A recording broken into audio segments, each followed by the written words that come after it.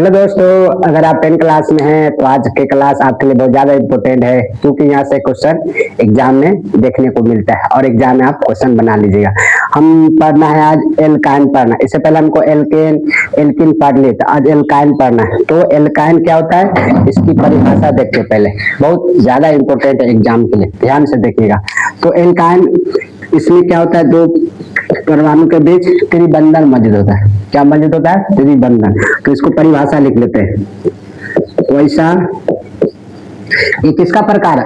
असंतृप्त hydrocarbon. तो वैसा असंतृप्त hydrocarbon, वैसा असंतृप्त हाइड्रोकार्बन जिसमें दो परमाणु के बीच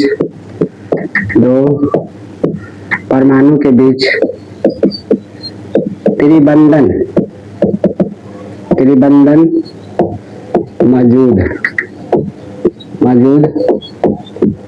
होता है, उसे एल्काइन कहते हैं। ठीक है, एल्काइन कहते हैं। त्रिबंधन में ट्रिपल बंध मौजूद होता है। ठीक है, इसका सूत्र होता है सामान्य सूत्र, तो नोट में आप लिख लीजिए। एल्काइन का सामान्य सूत्र, एल्काइन का सामान्य सूत्र क्या होता है? CnH2n-2 होता है। क्या होता है? CnH2n-2 होता है। ये एल्काइन का सामान्य सूत्र है। ठीक है, अब n के मान हमको अब नाम बनाना है। क्या बनाना है? नाम। पहले सूत्र बनाते। क्या बनाते हैं? सूत्र। n के मान यहाँ से भी 2 से स्टार्ट करते। कितना से स्टार्ट करते? 2 से। तो देखिए, ये सूत्र पर n का मान 2 रखते तो C2 हो जाएगा और H 2 गुने 2, n का जब 2 रखेंगे -2 तो C2, देखिए 2 दूना 4 और 2 घट जाएगा तो C2H, 4 में से 2 गया 2, C2H2 आया। क्या आया? C2H2 आया। अब n के मान 3 रखिए। क्या रखिए? 3। n के मान रखिए 3। अब डायरेक्ट हम रख देते हैं। n के मान यहाँ 3 रखिएगा तो C3 हो जाएगा, होगा ना। और यहाँ रखिएगा 3 तो 3 में 6 और 6 में से 2 घट जाएगा तो 4 आएगा। तो C3H4 आया। क्या आया? C3H4। इसका कुछ नाम होगा। अभी देखते हैं क्या नाम बनता है। अब इनके मान 4 रखिए। क्या रखिए? 4। इनके मान रखिए 4। अगर इनके मान 4 रखते हैं तो देखिए C का मान कितना हो जाएगा? C4 और यहाँ रखिएगा 4 तो 4 दूना 8 और 2 भर जाएगा तो 6 बजेगा। C4H6। इनके मान 5 रखिए। इनके मान क्या रखिए? 5। तो देखिए C5 हो जाएगा। C5 और यहाँ रखिएगा 5 गुना 10 और 2 घटा जाएगा तो H8 आ जाएगा। कितना जाएगा? H8। उसी तरह n के मान क्या रख दीजिए? 6 रख दीजिए। n के मान 6 रखिए तो देखिए C6 आ जाएगा और यहाँ रहेगा 6 गुना 12, 2 भर जाएगा तो 10। तो हमने इतना देख लिया। इस तरह आगे बढ़ा सकते हैं। ठीक है, अब हम इस सब का नाम देखते हैं, क्या नाम बनता है। उसके बाद इसका संरचना सूत्र देखेंगे। क्या देखेंगे? संरचना सूत्र। ठीक है, तो एक बार देख लेते हैं। ये काटा तो नहीं कटा है। चलिए ठीक है, अब इसका हम लोग देखेंगे, इसका नाम देखते हैं, फिर संरचना सूत्र देखेंगे। ठीक है, चलिए इसको मिटा देते हैं। स्क्रीनशॉट ले लीजिए आप लोग। चलिए, तो इसमें देखिए सूत्र। ठीक है,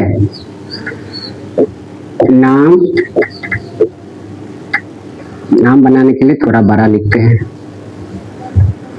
इधर संरचना सूत्र, इधर क्या लिखते हैं? संरचना सूत्र।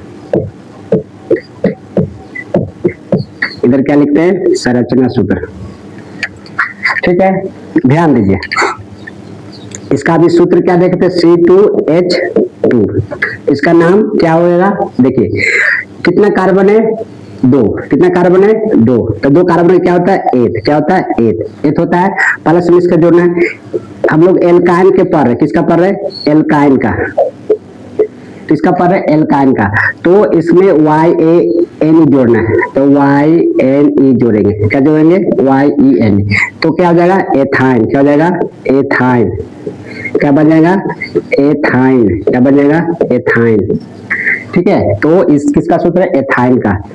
पहले इसका नाम बनाते हैं, फिर इसका संरचना सूत्र देखेंगे। ठीक है, C3 कितना? C3 4 आया था ना। अब देख कितना कार्बन है? 3। तो 3 कार्बन होता है तो क्या होता है? प्रोप। इसमें क्या जोड़ना है? YNE। अब क्या हो जाएगा? प्रोपाइन। क्या हो जाएगा? प्रोपाइन। प्रोपाइन।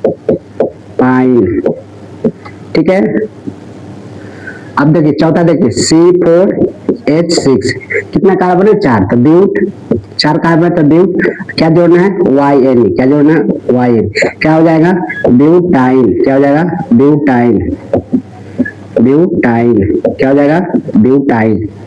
और एक आप देख लेते हैं C5H8 यह आया था C5H8। तो 5 कार्बन है तो क्या होता है? पेंट। क्या होता है? पेंट। इसमें क्या जोड़ना है? YNE। तो क्या जाएगा?